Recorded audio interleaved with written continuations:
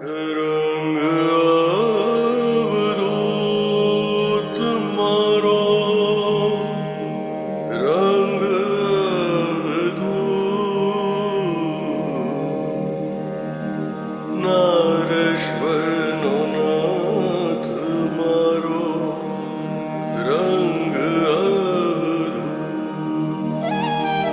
રંગ અવધૂત મારો, રંગ અવધૂત નારેશ્વરનો નાથ મારો, રંગ અવધૂત.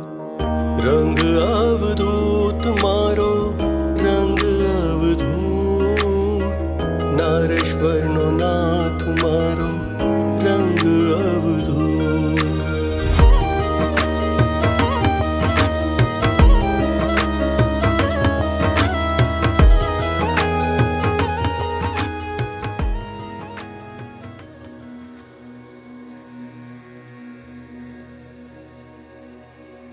વિનવે નિરંજન એ ફરી, ચરણે અલખ દયાળ.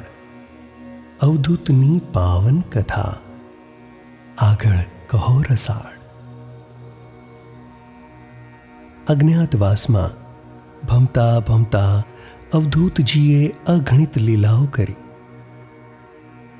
ચિતડી સ્ટેશન ઉતરી અવધૂતજી શાકોરી ગામ ગયા. ત્યાં જ સાંજનું ભોજન અને રાત્રિ વિશ્રામ કર્યા.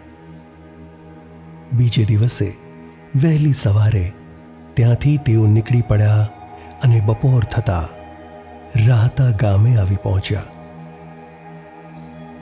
ભૂખ લાગી હતી અને પેટ અન્ન માંગી રહ્યું હતું.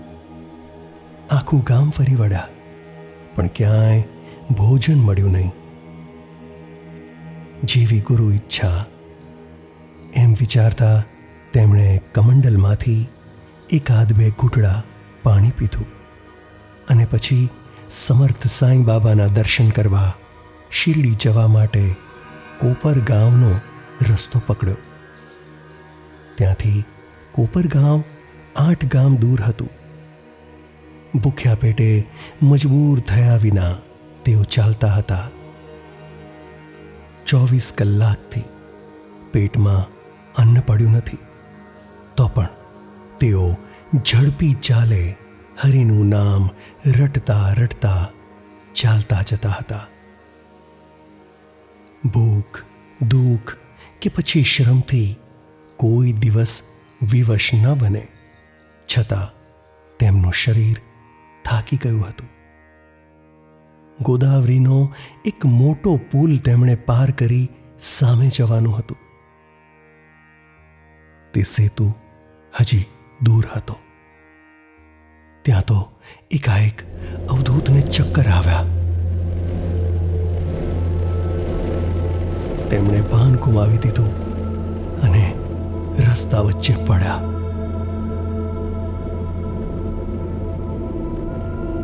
કોણ જાણે ક્યાં સુધી ત્યાં જ પડ્યા રહ્યા.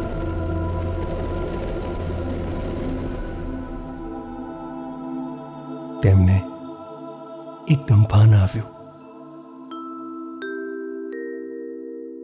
આંખો ખોલીને જોયું તો અપાર આશ્ચર્ય.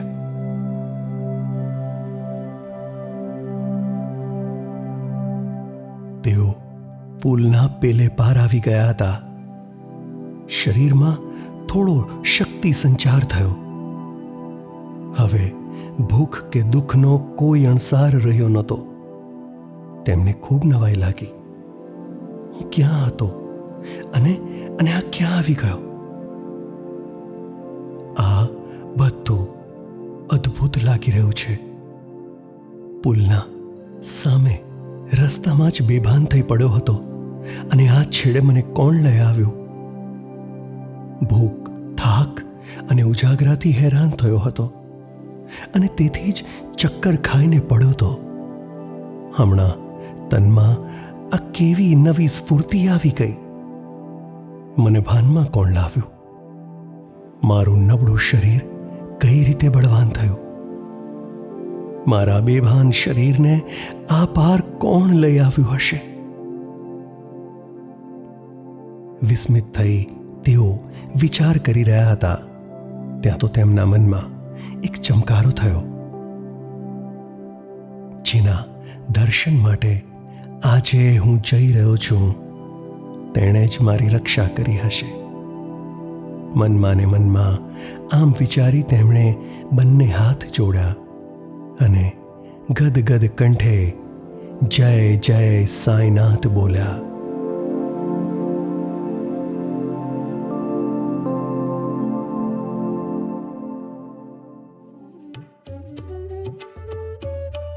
સાંઈનાથના દર્શન કરી 2-4 દિવસ ત્યાં જ રહ્યા અને પછી તેમણે સફર શરૂ કર્યો. ગુજરાતના અમદાવાદ પાસે સરખેજ ગામે તેઓ આવી ગયા. સરખેજમાં તેમના મિત્ર રતનલાલ રહેતા હતા. રતનલાલની જામફળની એક વિશાળ વાડી હતી. સરખેજના બધા ભક્તોએ મળી તેમને આ જામફળની વાડીમાં મુકામ આપ્યો. અવધૂતના ભક્તોએ તેમની ખૂબ સેવા કરી. થોડા દિવસ વીત્યા અને એક શુભ રાત્રિએ અવધૂતજીને સ્વપ્નમાં દ્રષ્ટાંત થયું. શ્રી વાસુદેવાનંદ સ્વામી મહારાજ સમર્થ સદ્ગુરુ સ્વપ્નમાં તેમની સામે આવીને ઊભા રહ્યા. સુંદર સ્મિત સાથે તેમણે અવધૂતને કહ્યું, ચરિતામૃત ઘટલે સુખે કરી પાન પીવાડ, હોય તૃષાતુર તેહને મોત પાડશે રાડ, દૈન્ય રહેશે ના કદી જા મોજ કર મસ્ત, એમ કહી મૂક્યો શિરે ધર્યો વરદ સ્વપ્નમાં હસ્ત. સદ્ગુરુ વાસુદેવાનંદ સ્વામી મહારાજે તેમને ચરિતામૃતની રચના કરવાની આજ્ઞા આપી.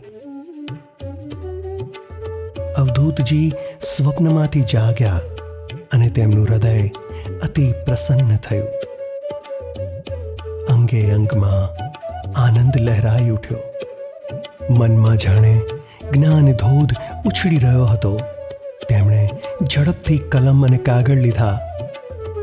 અંતર સ્તોત્ર વહી રહ્યો હતો અને કાગળ પર ઉતરી રહ્યો હતો. આમ ગુજરાતી ભાષામાં શ્રી ગુરુ લીલામૃત ગ્રંથની શુભ શરૂઆત થઈ. મદાલસા આખ્યાન સુધીનો ગ્રંથ સરખેજ રહીને જ લખ્યો. લખાવનાર દત્ત અને લખનાર પણ સ્વયં દત્ત. આમ આ અમૃત સમા ગ્રંથની શરૂઆત સરખેજમાં જ થઈ.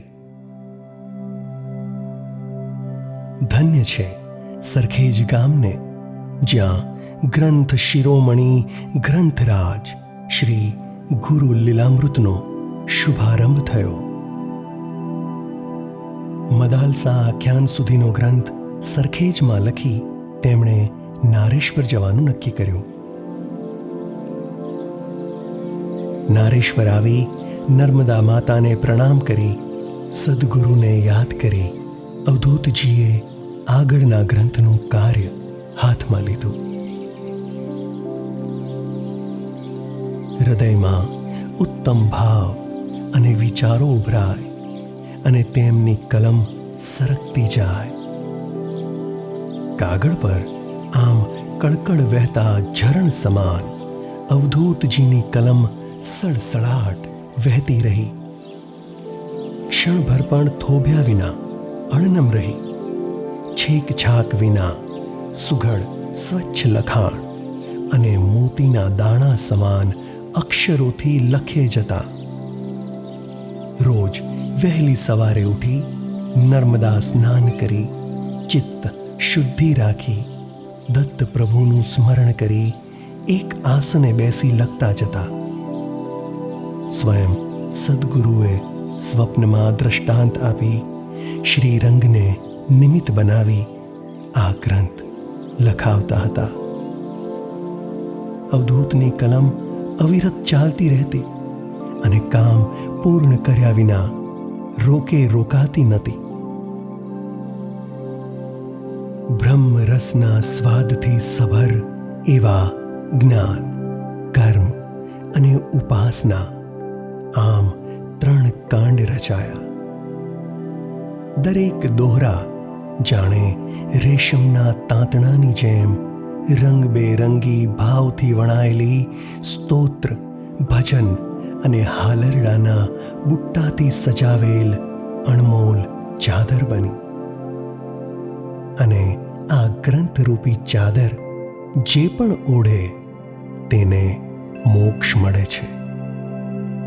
સંવંત 1988ની સાલમાં ગુરુ દ્વાદશીના દિવસે આ અણમોલ ગ્રંથ અવધૂતજીએ પૂર્ણ કર્યો અને ગદગદ કંઠે પ્રાર્થના કરી રહ્યા.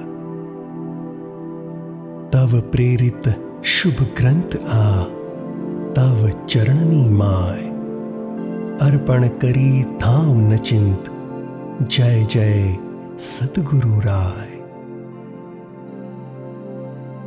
આ ગ્રંથ વિશ્વમાં અજોડ ગ્રંથ કહેવાય છે, જેમાં વેદ, શાસ્ત્ર અને પુરાણના સાર ભર્યા છે. શ્રદ્ધાથી આ ગ્રંથનું પારાયણ કરવાથી મનવાંછિત ફળ મળે છે અને 108 પારાયણ કરનારનો આખા જગતમાં જય જયકાર થઈ જાય છે. આ ગ્રંથની ઘણા કથા સપ્તાહ પણ કરે છે અને ભવિષ્યમાં પણ આ ગ્રંથની સપ્તાહો કેટલાય વિદ્વાનો કરશે. આ પૃથ્વી છે ત્યાં સુધી ઘરે ઘરે લીલામૃતના પવિત્ર પાઠ ગુંજ્યા કરશે. આમ અવધૂતજીએ આ ગ્રંથની રચના કરી મોક્ષનો માર્ગ સુલભ બનાવ્યો.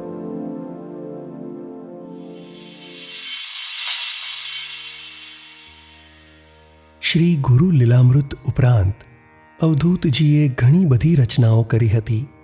તે વિશે થોડું જાણી લઈએ.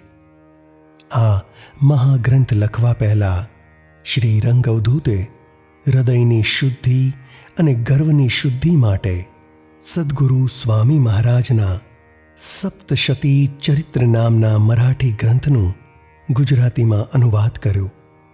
સ્વામીજીના ભક્તો માટે તેમણે ગુજરાતી ભાષામાં આ રચના સુલભ કરી.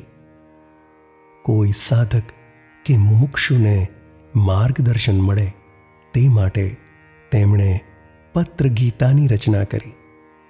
ગુજરાતી ભક્તો માટે સંગીત ગીતાની રચના ગેય પદ્યમાં કરી.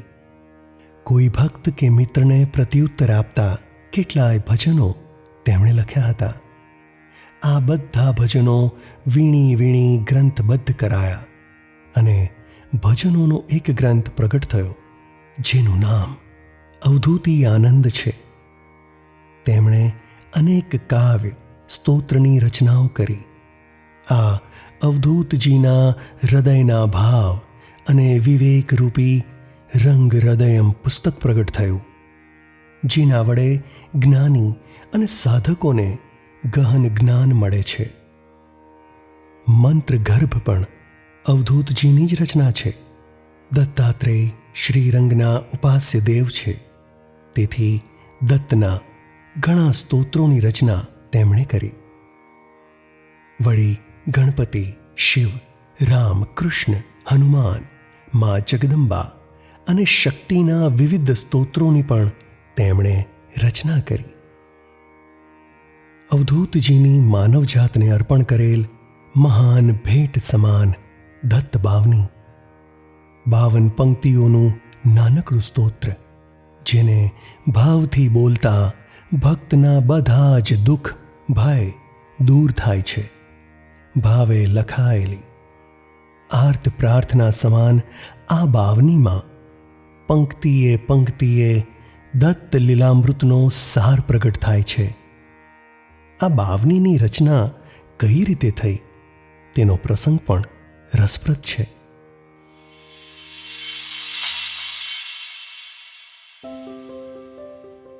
સરખેજમાં કમળાશંકર નામના એક ભાવિક બ્રાહ્મણ હૈયામાં આશા લઈ અવધૂતજી પાસે આવ્યા. ગુરુજીના ચરણોમાં માથું મૂકી ગદગદ કંઠે વિનંતી કરી, બાપજી, દયા કરીને આપ મારા ઘરે પધારો અને અમને અને અમારા ઘરને પાવન કરો. ભક્તની વિનંતી સાંભળી સદગુરુ રાજ ભીંજાયા અને મંદ મંદ હસીને બોલ્યા, કમળાશંકર, તમને જ્યારે નોકરી મળશે ત્યારે હું જરૂરથી તમારા ઘરે આવીશ. ગુરુદેવના વચન સાંભળી તે ગરીબ બ્રાહ્મણ ધન્ય થઈને તેમના ચરણોમાં ઢળી પડ્યો. તેણે મનમાં ગાંઠ વાળી કે હવે જરૂરથી મને નોકરી મળી જશે અને મારી બધી ચિંતાઓ દૂર થશે. આમ વિચાર કરી ફરી ફરી રંગચરણોમાં વંદન કરી આનંદાશ્રુથી છલકાતા નયનો લઈ તેઓ ઘરે આવ્યા. ત્યાં તો ટપાલમાં એક પરબીડિયું આવ્યું. પત્ર ખોલી વાંચ્યો. બ્રાહ્મણને અપાર આનંદ થયો. કલોલ તાલુકાના સૈજ ગામના શિક્ષક તરીકે તેમની નિમણૂક થઈ હતી. તુરંત તે ગામ જઈ શિક્ષકનું સ્થાન સંભાળી લેવાનું ફરમાન આવ્યું હતું. કમળાશંકર પોતાની પત્નીને લઈ સૈજ ગામ આવી ગયા. તે ગામમાં થોડા દિવસ ઘરબાર ગોઠવાયા પછી તેમણે વિચાર્યું, હવે આ ગામને અને મારા ઘરને પાવન કરવા મારા સદગુરુને વિનંતી કરું. કમળાશંકર નારેશ્વર આવ્યા. ભાવથી સદગુરુ ચરણોમાં માથું મૂકી સજલ નયનો સાથે તેઓ વિનંતી કરતા બોલ્યા, ધન્ય છે તમને સદગુરુ. આપના આશીર્વાદ અને કૃપાથી મારા બધા દુઃખ દૂર થયા છે. જેના પર આપની કૃપા હોય તેને શાની ખોટ હોઈ શકે. જય હો રંગવધૂતની. આપના ચરણોની સેવા કરતા બધું એક પલકવાળમાં બદલાઈ જાય છે. હું તો સાવ ગરીબ અને બાપડો હતો. મારા પર કૃપા કરી તમે મને ધન્ય કર્યો છે. આપને કઈ રીતે વિનવું? હું તો મૂળમતી છું. બસ આપના ચરણે વારંવાર વંદન છે. આપની દયા હું શી રીતે વર્ણવી શકું? તમારી દયાથી મને નોકરી મળી ગઈ. બાપજી, આ ગરીબ બ્રાહ્મણને આપે સહાય કરી છે. ખરેખર તમે ગરીબોના બેલી છો. ગુરુ મહારાજ, તમે મારો ઉદ્ધાર કરી દીધો છે. આમ કહી વારંવાર સદગુરુની જય જયકાર કરી કમળાશંકરે રંગચરણોમાં માથું મૂક્યું અને વિનમ્ર ભાવે બોલ્યા, હે પ્રભુ, તમારું વચન યાદ કરો. મને સૈજ ગામમાં શિક્ષકની નોકરી મળી ગઈ છે. આપ હવે મારા ગામ પધારો. તમે મને વચન આપ્યું હતું કે જ્યારે મને નોકરી મળશે ત્યારે આપ મારા ઘરે જરૂરથી પધારશો. હવે તો મને નોકરી મળી ગઈ છે. મારું ઘર પાવન કરો. તમારું વચન પાળવાનો સમય આવી ગયો છે બાપજી. ભક્તની વાત સાંભળી ભગવાન ભાવથી ભીંજાયા. તરત તૈયાર થઈ સૈજ ગામ આવ્યા. ગામથી દૂર એક શિવ મંદિરમાં તેમણે મુકામ કર્યો. થોડા દિવસ ત્યાં જ રોકાયા. અચાનક એક દિવસે તે બ્રાહ્મણ ભક્તના ઘરે સંકટ આવી પડ્યું. કમળાશંકરની પત્ની ધનલક્ષ્મીને ક્યાંકથી પિશાચ બાધા લાગી ગઈ. શરીરે અતિશય પીડા થાય. તન તડ તૂટે. ઘણીવાર દુઃખથી ભાન પણ ગુમાવે. આંખો બાવરી બની ગઈ. દાંત કચકચાવે, પેટમાં કંઈ અન્ન ટકે નહીં અને શરીર પાતળું થવા માંડ્યું. શાંતિથી બેસાય નહીં. આંખો ઊંડી ઉતરી ગઈ અને બોલે તો સંભળાય નહીં એવો ક્ષીણ અવાજ થયો. ઘણા ડોક્ટરો અને વૈદ્ય કર્યા, અગણિત ઉપાય કર્યા, પણ જેમ જેમ દવા આપે તેમ તેમ દર્દ વધતું જતું હતું. ચહેરો નિસ્તેજ થયો અને નાડીઓ ખેંચાતી હતી. હવે તો એના શ્વાસ પણ ધીમા પડવા લાગ્યા. પત્નીને મોતના મોંમાં ઊભી જોઈ કમળાશંકર હામ હારી ગયા હતા. છતાં ગુરુ પર શ્રદ્ધા રાખી તેમણે અવધૂત ચરણે માથું મૂકી કહ્યું, હે સદગુરુ, હવે મારી પત્ની નહીં જીવે. તે છેલ્લા શ્વાસ લઈ રહી છે. મારે આપના સિવાય બીજી કોઈ આસ નથી. મારી ડૂબતી નાવના આપ જ તારણહાર છો. મારી સુકાન આપના હાથમાં લઈ લો. ભલે પછી તમે તારો કે મારો. આમ કહી તેઓ રડતા રડતા નતમસ્તક થઈ બંને હાથ જોડી સદગુરુ ચરણે બેઠા. ભક્તની ભીની આંખો જોઈ દયાળુ સદગુરુ દ્રવ્યા. ભક્ત તરફ જોઈ કંઈક વિચારી તેઓ ઊભા થયા. શીતળ જળથી સ્નાન કરી કાગળ કલમ લઈ આસન પર બેઠા. કલમ સરતી જાય અને ટપ ટપ કરતા સુંદર અક્ષરો છપાવા લાગ્યા. ભક્તનું સંકટ તાળવા સંકટ મોચન એક આંતર પ્રાર્થના લખવા લાગ્યા. સંત શિરોમણી તુલસીદાસે ભક્તોના સંકટ હરવા હનુમાન ચાલીસા લખી હતી. તે જ રીતે અવધૂત પણ ભક્તના સંકટ હરવા માટે દત્તની પ્રાર્થના લખી રહ્યા. સ્તોત્ર એકી બેઠકે સળસળાટ લખાતો રહ્યો.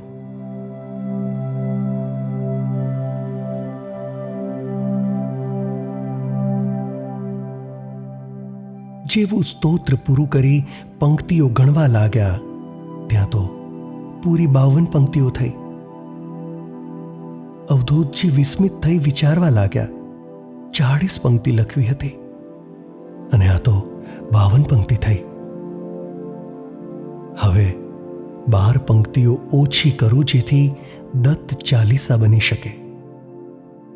આમ વિચારી શ્રીરંગ જ્યાં પંક્તિઓ ઘટાડવા જાય ત્યાં તો તેમના અંતરમાં ગર્જના થઈ.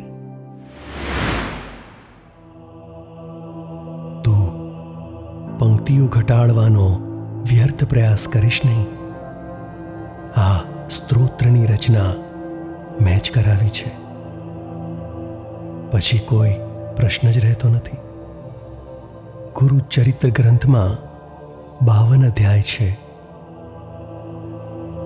એક વર્ષમાં ગુરુવાર પણ 52 આવે.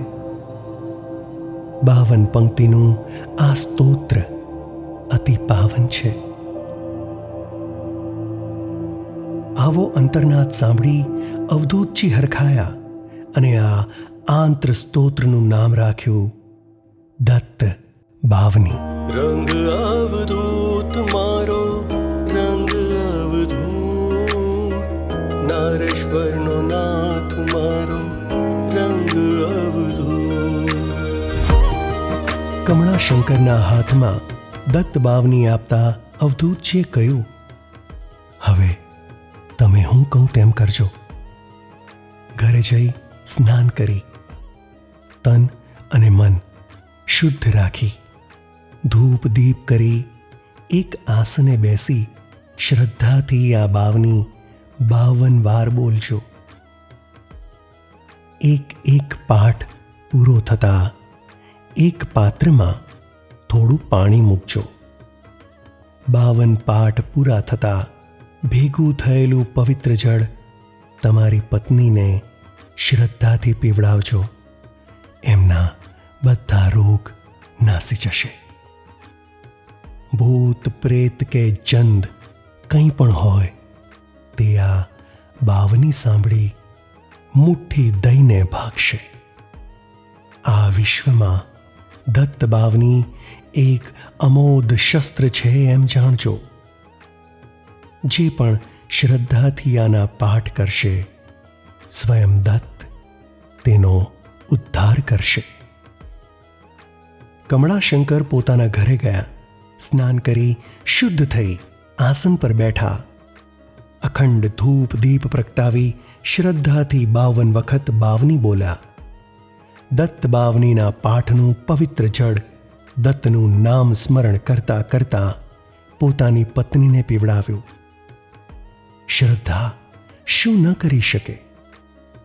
શ્રદ્ધાથી પીવડાવેલું જળ પેટમાં જતા જ જાણે ધનલક્ષ્મીનો જીવ પાછો આવ્યો. એની આંખો ઉઘડી અને શ્વાસોશ્વાસ સરળ થયા. હોઠ ફફડ્યા અને કમળાશંકરના મનમાં નવી આશા જાગી. તેની પત્નીએ જાતે ભોજન માંગ્યું અને ખાઈ પણ લીધું. શરીરના દુઃખ દર્દ જતા રહ્યા. કમળાશંકર દોડતા દોડતા ગુરુજી પાસે આવ્યા. ફરી ફરી વંદન કરી વિગતથી વાત કરી. અવધૂતજી મીઠું મીઠું હસ્યા અને ઓમ ઓમ ઓમ આટલું કહી આશીર્વાદ આપ્યા. બધાએ અવધૂતજીનો જય જયકાર ગુંજવ્યો. નારેશ્વરનો નાથ મારો રંગ અવધૂત, રંગ અવધૂત. ધનલક્ષ્મીબેનના નિમિત્તે અવધૂતજીએ દત્ત બાવનીની રચના કરી. જે પણ આ બાવનીનો પાઠ કરે છે તેની બધી મનોકામના પૂરી થાય છે. આજ સુધી આ પાઠની લાખો નકલો છપાય છે અને અગણિત લોકોના દુઃખ દૂર થયા છે. વળી ઘણી બધી ભાષાઓમાં આ બાવનીનું ભાષાંતર થયું છે. આ બાવની સંકટ મોચની, દૈન્યહારિણી અને સર્વ શુભકર છે. કેટલાયના રોગ દૂર થયા, કેટલાયના ભૂત ભગાડ્યા અને કેટલાય લોકોની કામનાઓ સિદ્ધ કરી છે.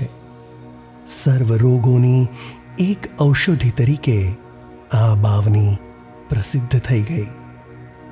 આ બાવની અશક્યને શક્ય કરી શકે છે. લોકોના હૃદયમાં દત્ત બાવનીનું એક વિશેષ સ્થાન છે અને ઘરે ઘરે આના પાઠ થાય છે. પિશાચ બાધા કે રોગ કાંઈ પણ પીડા હોય બાવનીના પાઠથી દૂર થાય છે. વળી આ બાવનીના ઢાળમાં જ કેટલાય ભક્તોએ પોતપોતાના ઉપાસ્ય દેવની બાવનીઓ બનાવી છે. એનું વર્ણન જો કરું થાય ગ્રંથ વિસ્તાર. કહી દઉં હું 2 શબ્દમાં, બાવની તારણહાર. અવધૂત ચિંતન શ્રી ગુરુદેવ દત્ત.